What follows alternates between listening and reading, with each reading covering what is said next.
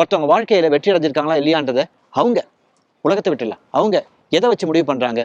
சிலர் வந்து பணத்தை வச்சு முடிவு பண்றாங்க, சில பேர் பதவியை வச்சு முடிவு பண்றாங்க, சில பேர் அதிகாரத்தை வச்சு முடிவு பண்றாங்க, சில பேர் அந்தஸ்தை வச்சு முடிவு பண்றாங்க. இது போல ஒருத்தருக்கு ஒரு அளவுகோல் இருக்கும்.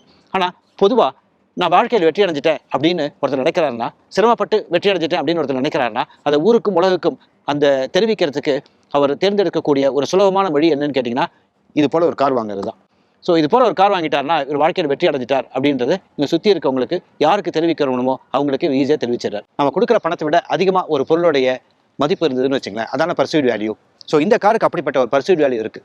காரணம் என்னன்னு கேட்டிங்கன்னா, மேபேக்ன்றது வந்து ஏறக்குறைய ஒரு 2.5 கோடி ரூபாய் 1.5 கோடி ரூபாய் கொடுத்து ஒரு 2.5 கோடி ரூபாய் காரை வாங்குற ஒரு திருப்தி சில பேருக்கு கிடைக்கக்கூடும். காரணம் என்னன்னு கேட்டிங்கன்னா, மேபேக்கில் இருக்கக்கூடிய பல விஷயங்கள், பல அம்சங்கள் இந்த கார்லையும் இருக்குது, தோட்டத்திலையும் இருக்குது. அதை விட ஒரு 85 லட்சம் ரூபாய் கம்மியாக இருக்கிறதுனால இந்த காரை வாங்க நினைப்பவர்களுக்கு நிச்சயமாக இது வந்து ஒரு மிகப்பெரிய வேல்யூ ஃபார் மணியாக தான் இருக்கும்.